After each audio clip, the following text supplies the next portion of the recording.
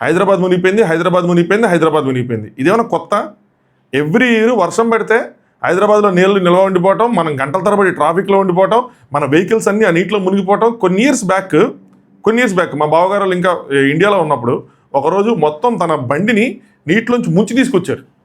అప్పుడే పరిస్థితులు ఉన్నాయో ఇప్పటికే అయ్యే పరిస్థితులు ఉన్నాయి. యాక్చువల్గా it's not only about Hyderabad. విజయవాడలో కూడా నిన్న పడిన వర్షానికి ఇప్పటికీ మాకు రోడ్ల మీద 2 feet హైట్లో వాటర్ ఉన్నాయి. As I said, it's not about Hyderabad and Vijayawada, it's not about Telangana and Andhra Pradesh, it's about us people. ఎందుకంటే నిన్న పడిన వానకి ఎలక్ట్రిక్ వైర్స్ తెగి నిల్వ ఉన్న నీటిలో పడి షాక్ కొట్టి 2 ప్రజలు చనిపోయారు. ఇక్కడ ప్రాణాలు పోతుంది మనవి, పనులు ఆగిపోతున్నవి మనవి, బయటికి వెళ్ళలేకుండా ఇంకా ఇంట్లోనే మూసుకు కూర్చోవాల్సిన పరిస్థితులు వస్తున్నాయి మనకి. రాజకీయ నాయకులకి ప్రభుత్వాలకి పెద్ద అసలు సమస్య లేదు. వాళ్ళు ఏంటి క్లియర్ చేసేస్తారు ట్రాఫిక్ అని వాళ్ళు వెళ్ళిపోతారు. గంటల తరబడి మన వెహికల్స్తో ట్రాఫిక్లు ఉండిపోవాల్సింది మనం, వాన్లో తడాల్సింది మనం, లేదంటే మెట్రో కోసం గంటల తరబడి లైన్లో నుంచోవాల్సింది మనం, ఇబ్బందులు పడుతుంది మనం. అండ్ వీటన్నిటికీ కారణం ఎవరో తెలుసా? మనమే, మీ people.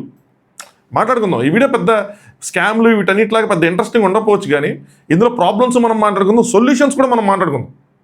Let's start. Hi friends, నా పేరు Anand, welcome to Anand views. మన దేశం మ్యాక్సిమం మనం చిన్నప్పటి నుంచి ఏంటరా అంటే అభివృద్ధి చెందుతున్న దేశం, అభివృద్ధి చెందుతున్న దేశంగా ఉండిపోతుంది. అభివృద్ధి చెందట్లా. దానికి కారణం ప్రభుత్వాలు, రాజకీయ పార్టీలు కాదు, మనం.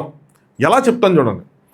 గత కొన్ని సంవత్సరాల నుంచి నేను అబ్జర్వ్ చేసుకుంటూ వస్తే, మేబీ ఫస్ట్ నుంచే ఉందేమో కానీ గత కొన్ని సంవత్సరాలు ఎస్పెషల్లీ నాకు ఈ రాజకీయాలు ఇవన్నీ తెలిసిన దగ్గర నుంచి నేను చూసుకుంటూ వస్తే, మన ఏ రాష్ట్రానికి ఆ రాష్ట్రం తీసుకుంటే మన రాష్ట్ర బడ్జెట్లో క్యాపిటల్ ఎక్స్పెండిచర్కి కానీ ఇన్ఫ్రాస్ట్రక్చర్కి కానీ ఖర్చు పెడుతుంది ఎంత, ఉచిత పథకాలకు ఖర్చు పెడుతుంది ఎంత అన్న స్టాట్స్ మీరు కనుక తీస్తే మీ అందరికీ చాలా క్లియర్ పిక్చర్ వస్తుంది. Not only Telangana and Andhra Pradesh, మన చుట్టూ ఉన్న మిగతా స్టేట్స్ కూడా ఇదే పరిస్థితి. 80 to 85% ప్రభుత్వ ఉద్యోగాల జీతాల కోసం కానీ, పెన్షన్ల కోసం కానీ, డీబీటీ స్కీమ్స్ కోసం కానీ, లేదంటే ఫీజు రీఎంబర్స్మెంట్ కోసం కానీ, లేదంటే ఈ బస్సు ఉచిత పథకాల కోసం కానీ, ఏదైనా ఉచిత పథకాలు ఏదైతే డబ్బులు మనీ ట్రాన్స్ఫర్ చేసే స్కీమ్స్ కానీ వాటి కోసం ఖర్చు పెడుతున్నారు. 80 to 85%. 10 to 15% మాత్రమే ఇన్ఫ్రాస్ట్రక్చర్కి కానీ, లేదంటే క్యాపిటల్ ఎక్స్పెండిచర్కి కానీ ఖర్చు పెడుతున్నారు. ఒక 3 లక్షల బడ్జెట్ ఉంటే 2.5 లక్షలు, ఆల్మోస్ట్ 2 నుంచి 2.5 లక్షలు ఉచితాలకు ఖర్చు పెడుతుంటే 25,000 30,000 crores మాత్రమే క్యాపిటల్ ఎక్స్పెండిచర్కి, ఇన్ఫ్రాస్ట్రక్చర్ మీద ఇన్వెస్ట్ చేస్తున్నారు. ఇంకా ఇలా జరుగుతున్నప్పుడు మనం ఎప్పుడు ప్రాపర్ డ్రైనేజీ సిస్టమ్స్ కానీ, ఎప్పుడు ప్రాపర్ రోడ్స్ కానీ, ఎప్పుడు ప్రాపర్ బ్రిడ్జెస్ కానీ కన్స్ట్రక్ట్ చేసుకుంటాం? ఇన్ని సంవత్సరాలు అవుతున్నా హైదరాబాద్లో ఒక ప్రాపర్ డ్రైనేజీ సిస్టమ్ రాలా. విజయవాడ చుట్టూ క్యాపిటల్ బిల్డ్ అవుతుంది, ఇంకా కంప్లీట్ అవ్వలేదు. అవ్వకుండానే నీళ్ళు నిల్వ ఉండిపోయిన పరిస్థితి ఉంది. రేపన్న రోజు మొత్తం ఎక్స్పాండ్ అయిపోయి అసలు మొత్తం బిల్డింగ్స్ వచ్చేసి పొలాలు అన్నింటిలోనూ వెంచర్లు వేసేసి బిల్డింగ్లు కట్టేస్తే సిటీలో నీళ్ళు ఉండిపోతాయి. మరి దానికి ప్రాపర్ ఎక్స్పెండిచర్ పెట్టి అక్కడ డ్రైనేజ్ సిస్టమ్స్ కట్టి దీని గురించి ఆలోచిద్దాం. వాటర్ నిల్వ సిటీలోకి రాకుండా ఉండాలంటే ఏం చేయాలి, సిటీలో ఒక పెద్ద వర్షం పడితే సిటీ మునిగిపోకుండా ఉంటే ఏం చేయాలి అన్న విధంగా ఆలోచిస్తా ఏదైనా చేస్తున్నారా? చేయట్లా. దీనికి అంతే అగైన్ రీజన్స్ ఏమవుతాయంటే బడ్జెట్ అవుతుంది. మేము ఉన్న బడ్జెట్లో అక్కడ బిల్డింగ్సే కట్టాలా, లేదంటే వీటన్నిటిని చూసుకోవాలా అని. ఇక్కడ కూడా again we are building another Hyderabad here. నాకైతే అదే అర్థమైంది. ఎందుకంటే మాకు పడిన వర్షానికి మొత్తం రోడ్లన్నీ ఉదయం బయటికి వెళ్తే అసలు వెళ్ళడానికి కూడా లేని పరిస్థితులు ఉన్నాయి.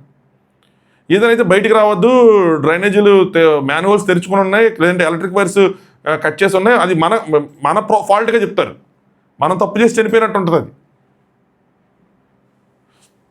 ఈ ఉచిత పథకాల వల్ల ఉచిత పథకాలు ఇస్తున్నారు అండ్ దానివల్ల ప్రజల జీవన పరిస్థితులు ఏమైనా మెరుగవుతున్నాయి అంటే ఎక్కడా మెరుగవట్లేదే. ఎవ్రీ ఇయర్ పేదలు పెరుగుతున్నారు కానీ తరగట్లా. నా చిన్నప్పటి నుంచి అంటున్నామా ఇది నేను, మా ప్రభుత్వం పేదలకు 2 లక్షల ఇల్లు కట్టించింది అని చెప్పి ఎవ్రీ టైం వింటా నేను. ఇన్ని ప్రభుత్వాలు మారినా కూడా స్టిల్ ఇంకా పేదలు ఉన్నారు, ఇంకా ఇల్లు కడతానే ఉన్నాం.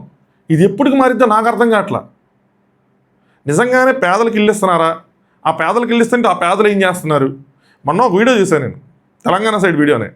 ఎవరో మహిళకి ఇల్లు ఇచ్చారు, ఆవిడ మాట్లాడుతున్నారు. ఆయన ఒక కొడుకు ఏదో ఛానల్లో వర్క్ చేస్తున్నారు, ఇంకొక అబ్బాయి లండన్లోనే ఎక్కడో యూకేలోనే ఎక్కడో చదువుకుంటున్నారు, ఇంకొక అమ్మాయికి పెళ్లి చేశారు. ఏ సినారియోతో ఈవిడ పేదవాళ్ళు అయ్యారు, ఆవిడకి ఎందుకు ఇల్లు ఇచ్చారో నాకు అర్థం కాల. సో ఇక్కడ ఇల్లులు ఎయిదర్ గవర్నమెంట్లో ఉన్న వాళ్ళు, పొలిటీషియన్స్ వాళ్ళు తీసేసుకోవటం, లేదంటే అరుగులు కాని వాళ్ళకి ఇల్లు ఇవ్వటం. అరే వాడు మన కార్యకర్తనో, వాడు తెలిసినోడనో, లేదంటే వాడు ఏదైనా కొంచెం డబ్బులు ఇస్తే వాడికి ఇచ్చేయటము, ఇదే జరుగుతుంది. ప్రభుత్వం ఇల్లు ఇచ్చిన తర్వాత ప్రభుత్వం దాన్ని గొప్పగా ఎలా ప్రజెంట్ చేస్తుందంటే, ఇది మీకు ఒక ఆస్తి కింద ఇస్తున్నాం, మీరు కావాలంటే దీన్ని అమ్ముకోవచ్చు అన్న విధంగా కూడా ఇస్తున్నారు. ఎందుకు అమ్ముకోవాలి? అలాంటి రైట్స్ ఎందుకు ఇస్తారో కూడా నాకు అర్థం కాదు. అమ్ముకునే రైట్స్ ఇస్తే వాడు అమ్ముకుంటాడు, మళ్ళీ పేదవాడికి మళ్ళీ ఇల్లు లేని వాడిగా ఉంటాడు, మళ్ళీ వాడు ఎలిజిబుల్ అవుతాడు, మళ్ళీ వాళ్ళకి ఇల్లు ఇస్తారు. అసలు ప్రభుత్వం ఒక ఇల్లు ఇచ్చిందంటే అది ప్రభుత్వ ఆస్తి అవ్వాలి, కానీ అంటే ఎండ్ ఆఫ్ ద డే అది ప్రజల ఆస్తి. మన ప్రజల ఆస్తిని ప్రభుత్వం ఒకరికి దారాదత్తంగా ఇచ్చేస్తుంటే మనమే అగైన్ ప్రజలే పోనీ అసలు అంత ఓన్గా ఇచ్చేసి వాళ్ళు అమ్ముకునే రైట్స్ ఎందుకు ఇస్తారు?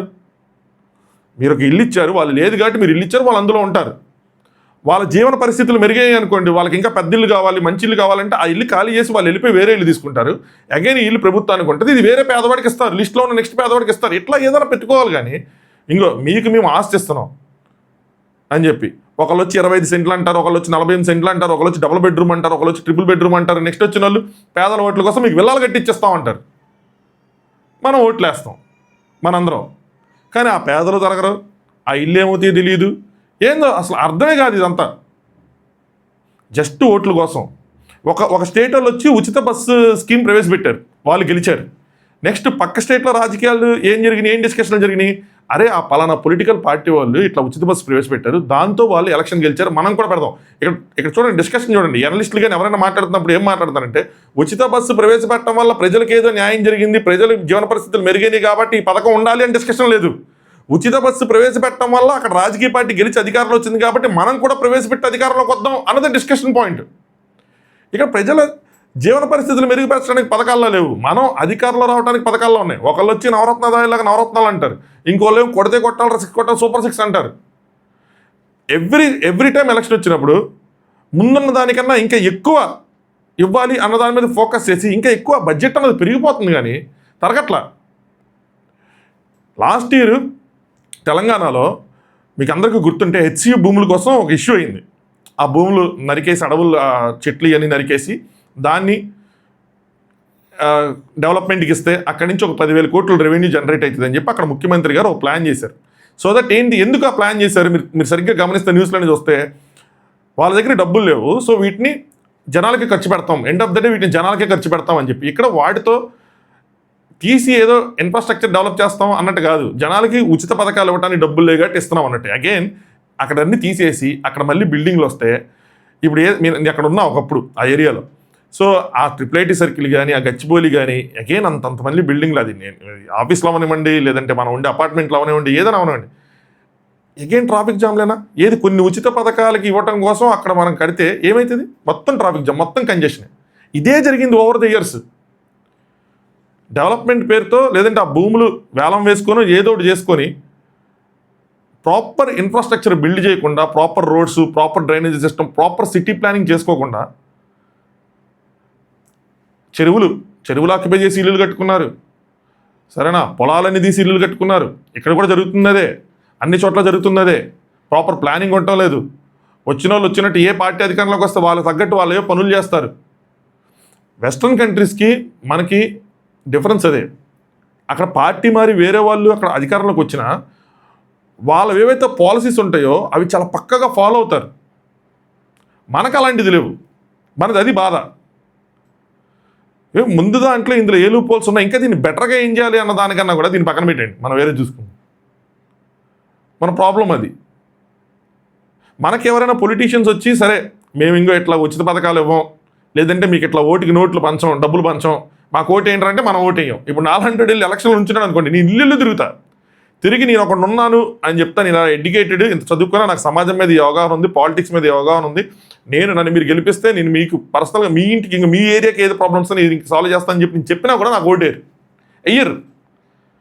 డబ్బులు కావాలి, మందు కావాలి, కులం కావాలి, మతం కావాలి, రాజకీయ పార్టీ కావాలి, మనం ఓటు వేయాలంటే ఒక 5-6 పారామీటర్స్ ఉంటాయి. ఆ టిక్ చిక్కు పెట్టుకొని ఓకే అన్నీ అయితే ఇడికి వేద్దాం అన్న విధంగా ఉంటుంది. ఇప్పుడు మీరు ఒకటి అర్థం చేసుకోండి, డబ్బులు పంచిన ఒక వ్యక్తి, డబ్బులు పంచి ఒక 1 కోటో 2 కోట్లు మీకు డబ్బులు పంచిన వ్యక్తి అధికారంలోకి వచ్చిన తర్వాత ఆ డబ్బులు ఎలాగేం చేయాలని చూస్తాడు, కానీ మీకు ఎలా న్యాయం చేయాలని ఎలా చూస్తారు? సింపుల్ లా మర్చిపోతాం మనం, బేసిక్ రూల్ అది. తను ఇన్వెస్ట్ చేసింది వెనక్కి తీసుకుంటాడు, అండ్ దాన్ని కూడా చాలా దర్జాగా తీసుకుంటాడు. ఎందుకంటే తను ఇన్వెస్ట్ చేశాడని నేను ఖర్చు పెట్టానయా, నేను వెనక్కి తెచ్చుకుంటాను, నా డబ్బులు నేను వ్యాపారంలాగే ఉంటుంది. మీరు కూడా తిరిగి క్వశ్చన్ చేయలేరు. అలాంటి ఒక సిస్టంలో ఉన్నాం మనందరం. దీన్ని ఎప్పటికీ బ్రేక్ చేయలేమా అన్న ఫీలింగ్ వచ్చేస్తుంది. ఇది ప్రాబ్లం. మరి సొల్యూషన్ ఏంటి మావా అంటే, సొల్యూషన్ చెప్తాను చూడండి. ఒక సెంట్రల్ గవర్నమెంట్ నుంచి ఒక జీవో పాస్ అవ్వాలి, లేదంటే సుప్రీం కోర్ట్స్ అయినా కలగజేసుకుని ఒక జీవో పాస్ చేయాలి. ఏం పాస్ చేయాలరా అంటే, రాష్ట్ర బడ్జెట్లో 50 to 60%, లేదంటే సమ్ పర్సంటేజ్ మాత్రమే సంక్షేమానికి ఖర్చు చేయాలి. 60% 50% మాత్రమే సంక్షేమానికి ఖర్చు చేయాలి. మిగతా 40 to 50% ఇన్ఫ్రాస్ట్రక్చర్ డెవలప్మెంట్కి కానీ క్యాపిటల్ ఎక్స్పెండిచర్కి కానీ వాడాలి అని చెప్పి ఒక జీవో పాస్ చేయాలి. అప్పుడు మీ దగ్గర 3 లక్షల కోట్లు మీ బడ్జెట్ అయితే 1.5 కోట్లు మాత్రమే మీరు ఉచితానికి ఖర్చు పెట్టగలరు. అప్పుడు ఏ పార్టీ అధికారంలోకి వచ్చినా, ఏ పార్టీ మేనిఫెస్టో ప్రవేశపెట్టినా ఆ పార్టీ ఆ 1.5 కోట్లలోనే ఈ ఉచితాలు ప్లాన్ చేయాలి. అది ఏమి ఇస్తారో వాళ్ళ ఇష్టం. ఆరోగ్యశ్రీ ఇస్తారా, ఫీ ఇన్వెస్ట్మెంట్ ఇస్తారా, ఉచిత బస్సు ఇస్తారా, క్యాంటీన్లు పెడతారా, ఏం చేస్తారనేది వాళ్ళ ఇష్టం. లేదు వాళ్ళు ఇంకా ఎక్కువ ఖర్చు చేయాలి అనుకుంటే రాష్ట్ర బడ్జెట్ని ఎక్కువ చేయాలి, అంటే ఆదాయాన్ని ఎక్కువ పెంచాలి. అంటే 3 లక్షల కోట్ల ప్లేస్లో 4 లక్షల కోట్లు వాళ్ళు సంపాదించాలి. ఆ 1,00,000 కోట్ల నుంచి మళ్ళీ అగైన్ 50% 50,000 crores మీరు పేదలకు పంచండి. ఇలాంటి ఒక జీవోని కనుక ప్రవేశపెడితే మారుతుంది, మొత్తం మారుతాయి. ఆటోమేటిక్గా ఎప్పుడైతే క్యాపిటల్ ఎక్స్పెండిచర్ మీద, ఇన్ఫ్రాస్ట్రక్చర్ మీద మనం ఇన్వెస్ట్ చేస్తామో మనకు తెలియకుండానే ప్రజల జీవన పరిస్థితులు కూడా మెరుగవుతాయి. చాలామందికి ఉద్యోగాలు వస్తాయి. ఇంకా ఎవరి కోసం ఉచిత పథకాల కోసం చేయాల్సిన అవసరం ఉండదు. వాళ్ళు సంపాదించుకుంటారు. ఉచిత పథకాల వల్ల ఎవరో ఒక ఆయన చెప్పినప్పుడు జనాలు లేజీ అయిపోతారు అంటే కైండ్ ఆఫ్ అది ట్రూతే చెప్పాలంటే, అదేం ఫాల్స్ స్టేట్మెంట్ కాదు. సర్లే మనకి ఏదైనా రేషన్ వచ్చింది కదా, సర్లే లైట్ తీసుకుందాం అన్నట్టు ఉంటుంది. నేను ఒక స్టోరీ కూడా చెప్తాను. ఒక 2 వ్యక్తులు ఒక ఊరు నుంచి వచ్చారు. రియల్ స్టోరీ ఇది, పేర్లు చెప్పను కానీ. ఒక ఊరు నుంచి వచ్చారు, శ్రీకాకుళం అటు సైడ్ నుంచి వచ్చారు, విజయవాడ, హైదరాబాద్ వచ్చారు. ఒక వ్యక్తి కష్టపడి రాత్రి పగళ్ళు కష్టపడి ఆ వ్యాపారం ఈ వ్యాపారం అది ఇది కూలి పని గాలి పని అన్నీ చేసుకొని సినిమాలు చూడకుండా, సిగరెట్ తాగకుండా, మందు తాగకుండా డబ్బులు సంపాదించుకొని ఒక ఇల్లు కొనుక్కున్నాడు. ఇంకొక వ్యక్తి ఏ రోజు ఆ రోజు ఖర్చు పెట్టుకుంటా, మందు తాగి అది చేసి ఇది చేసి ఖర్చు పెట్టుకుంటా గాలి తిరుగుతా ఉన్నాడు. ఒక పార్టీ అధికారంలోకి వచ్చిన తర్వాత ఈయనకి ఆల్రెడీ ఇల్లు ఉంది కాబట్టి ఇల్లు ఇవ్వలేదు. ఈయనకి ఇల్లు లేదు, పేదోడుగా గుర్తించి ఈయనకి ఇల్లు ఇచ్చాడు. ఒక 20 సంవత్సరాల కష్టం తర్వాత కష్టపడి డబ్బులు పోగేసుకున్న ఈయన ఇల్లుంది, హాయిగా అసలు తాగేసి తిరిగేసి డబ్బులు ఎట్టబడితే అట్ట ఖర్చు పెట్టుకున్న ఈయనకి ఇల్లు ఉంది. ఇద్దరు ఇప్పుడు ఒకే స్థితిలో ఉన్నారు. ఇది న్యాయమా? ఇక్కడ కష్టానికి గుర్తింపేది. ఈ మాట ఎందుకు చెప్తున్నానంటే, మిడిల్ క్లాస్ ప్రజల పరిస్థితి ఇది. వాళ్ళు అటు రిచ్ లైఫ్ స్టైల్కి వాళ్ళు దూరం అవుతారు, ఇటు ప్రభుత్వం నుంచి ఏ పథకాలు రావు. మళ్ళీ చాలామందిది మిడిల్ క్లాస్ లైఫే. పథకాలు వచ్చినా 2 పథకాలు వచ్చినా మనకు సరిపో. అలాంటి పరిస్థితుల్లో ఉంటున్నాం మనం. ఇవన్నీ మారాలి, మన జీవన ప్రమాణాలు మెరుగవ్వాలి అంటే క్యాపిటల్ ఎక్స్పెండిచర్స్ పెరగాలి, ఇన్ఫ్రాస్ట్రక్చర్ పెరగాలి, కొత్త కంపెనీలు రావాలి. ఎప్పుడైతే ఈ ఇన్ఫ్రాస్ట్రక్చర్ ఇవన్నీ పెరుగుతాయో ఆటోమేటిక్గా కంపెనీస్ వస్తాయి. ఇక్కడ ఇన్ని వసతులు ఉన్నాయా, ఇక్కడ మనం కంపెనీ పెట్టాలి అని వస్తే అప్పుడు అక్కడ ఉద్యోగాలు వస్తాయి. ఒక ఉద్యోగం వస్తే, డైరెక్ట్ ఒక జాబ్ వస్తే ఇండైరెక్ట్గా ఎన్ని జాబ్స్ క్రియేట్ చేసిద్దో ఈ కాంట్ ఈవెన్ ఇమాజిన్. ఒక సాఫ్ట్వేర్ జాబ్ కనుక వస్తే ఎన్ని జాబ్స్ క్రియేట్ అవుతాయి తెలుసా? క్యాబ్స్, రెస్టారెంట్స్, ఇల్లులు, ఇన్ఫ్రాస్ట్రక్చర్ హౌసెస్ కట్టేవాళ్ళు, కూలి పని చేసుకునే వాళ్ళు, చిన్న టీ కొట్లు, హాస్టల్స్, ఎన్ని డెవలప్ అవుతాయంటే అన్ని డెవలప్ అవుతాయి. కానీ అలాంటి రావాలంటే ఇక్కడ మౌలిక వసతులు ఉండాలి. వసతులు ఉండాలంటే వాటికి ఖర్చు చేయాలి. వాటికి ఖర్చు చేయాలంటే వాళ్ళ దగ్గర డబ్బులు ఉండాలి. వాళ్ళ దగ్గర డబ్బులు ఉండాలి అంటే ఇక్కడ ఉచిత పథకాలు లాంటివి ఇవ్వకూడదు, లేదంటే అప్పులు చేయాలి. ఎండ్ ఆఫ్ ది డే అప్పులు చేస్తే ఆ రాష్ట్రం అప్పుల రాష్ట్రం కింద పేరు ఉంటుంది, ఎవరు రారు. సో ఉచిత పథకాలకు ఎప్పుడైతే తగ్గిస్తామో అప్పుడు మనం ప్రాపర్గా ఇన్ఫ్రాస్ట్రక్చర్ని డెవలప్ చేసుకోగలుగుతాం. హైదరాబాద్కి డ్రైనేజ్ సిస్టమ్ కట్టాలంటే పెద్ద విషయమా? ఏంటి, ఓన్లీ థింగ్ ఇస్ డబ్బులు కావాలంతే. ఎప్పుడో నిజాం నాటిదే ఉన్నాయి ఇంకా. మరి ఇన్ని ప్రభుత్వాలు మారినాయి. సమైక్యాంధ్ర, అక్కడే ఏం జరగల.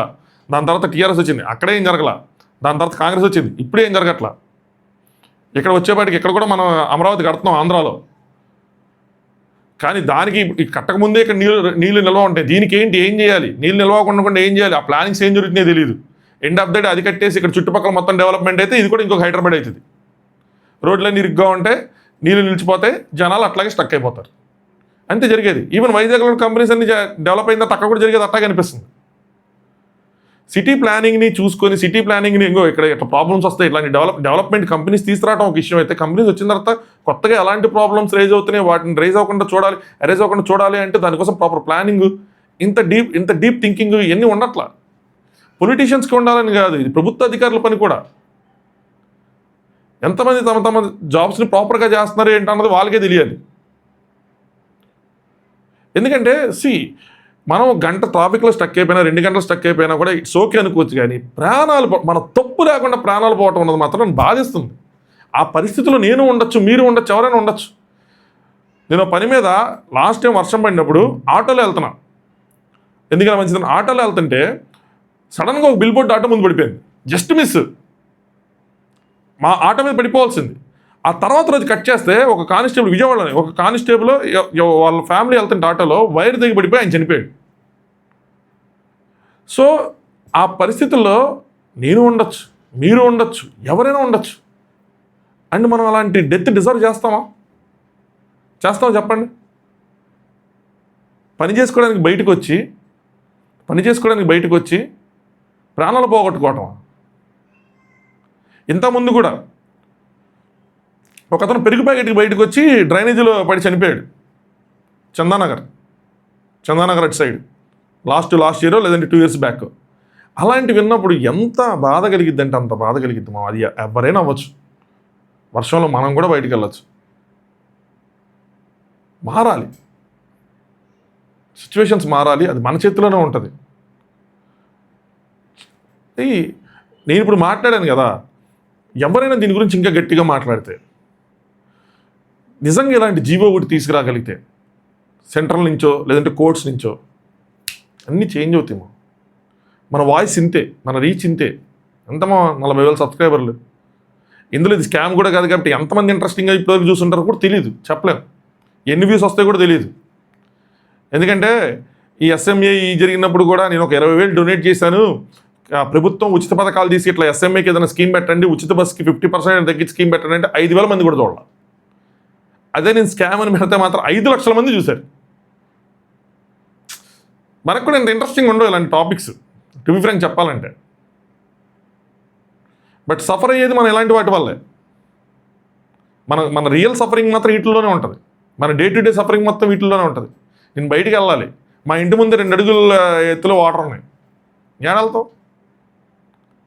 మూసుకొని కూర్చోవటం ఇంట్లో, పనులు ఆగిపోయినట్టేనా? బయటికి వెళ్ళాక ఎక్కడైనా వైరు తెగిపోయి నీళ్ళల్లో ఉండే పరిస్థితి ఏంది?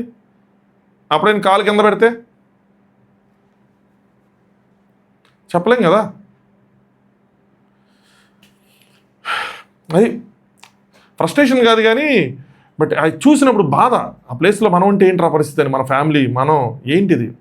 నిజంగా ఎవరైనా డెత్ డిజర్వ్ చేస్తారా అని చెప్పి. వర్షం పట్టడం, ట్రాఫిక్ జామ్ అవ్వటం స్టిల్ ఓకే అనుకున్నా కూడా ఇలాంటి వాటితో నాట్ ఓకే మావయ్య. సో మీ అభిప్రాయాలు కూడా కామెంట్ చేయండి.